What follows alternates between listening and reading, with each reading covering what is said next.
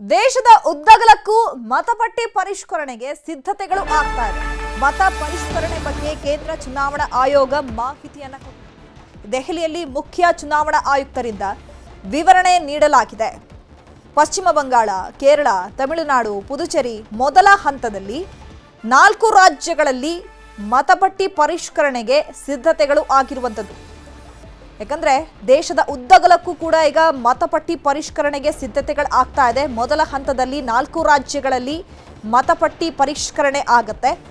ಜೊತೆಗೆ 10ಕ್ಕೂ ಹೆಚ್ಚು ರಾಜ್ಯಗಳಲ್ಲಿ ಮತ ಪರಿಷ್ಕರಣೆಗೆ ಆಯೋಗ ಈಗಾಗಲೇ ನಿರ್ಧಾರವನ್ನ ಮಾಡಲಾಗಿದೆ. ಜೊತೆಗೆ ಸಿದ್ಧತೆಗಳು ಕೂಡ ಆಗ್ತಾ ಇದೆ.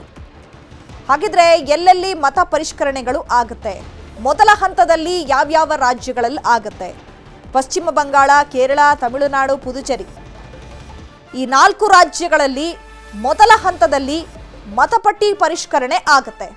ಇನ್ನು 10ಕ್ಕೂ ಹೆಚ್ಚು ರಾಜ್ಯಗಳಲ್ಲಿ ಮತ ಪರಿಷ್ಕರಣೆಗೆ ಆಯೋಗ ನಿರ್ಧಾರ ಮಾಡಿದೆ. ಇನ್ನು ಈ ಬಗ್ಗೆ ಜ್ಞಾನೇಶ್ ಕುಮಾರ್ ಅವರು ಮಾತನಾಡ್ತಿದ್ದಾರೆ, ಬನ್ನಿ ನೋಡೋಣ. और अब इस चुनाव में मतदान करने के लिए उत्साहित है. बिहार में एसआईआर के सफल संचालन के बाद आयोग ने देश के सभी 36 मुख्य निर्वाचन अधिकारियों के साथ 2 महत्वपूर्ण सम्मेलन आयोजित किए. इन बैठकों में एसआईआर से संबंधित अनुभवों, तकनीकी प्रगति और भविष्य की दिशा निर्देशों पर भी व्यापक चर्चा की गई. पिछले एसआईआर की मतदाता सूची से मैनुअल भी और तकनीकी तरीके से भी दोनों स्तरों पर मिलान का कार्य लगभग पूरा कर लिया गया है और इसके तैयारी के आधार पर अब चयनित राज्यों में एसआईआर का दूसरा चरण प्रारंभ किया जाएगा.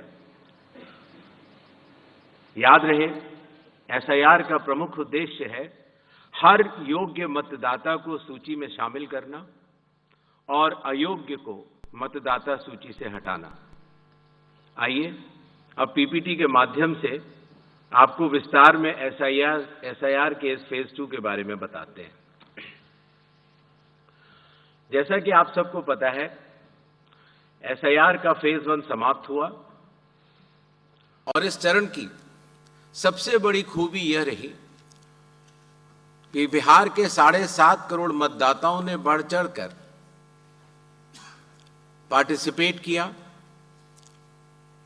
90,000 बीएलओस, सभी 12 राजनीतिक दलों के 1.6 लाख बूथ लेवल एजेंट्स, सब ने मिलकर मतदाता सूची को शुद्ध बनाने का कार्य किया और नतीजा आपके सामने है. 0 अपील्स, अर्थात बिहार की मतदाता सूची अधिकतम शुद्ध मानी जाएगी. अब फेज 2 12 राज्यों में या संघ शासित प्रदेशों में आरंभ होने वाला है. नेक्स्ट.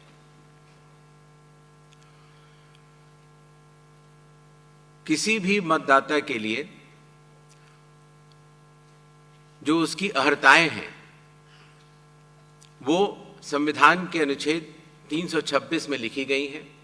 अर्थात भारत का नागरिक होना, कम से कम आयु 18 वर्ष की होना, उस विधानसभा क्षेत्र का सामान्य निवासी होना और किसी अन्य कानून से उसको डिस्क्वालीफाई न किया गया हो.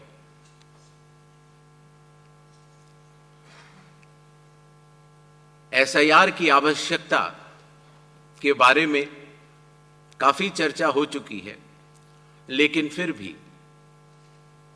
चुनाव आयोग एक बार आपको बताना चाहेगा कि चुनावी कानून के तहत हर चुनाव से पहले इलेक्टोरल रोल का रिवीजन आवश्यक है और या जब भी चुनाव आयोग आवश्यकता अनुसार निर्धारित करे.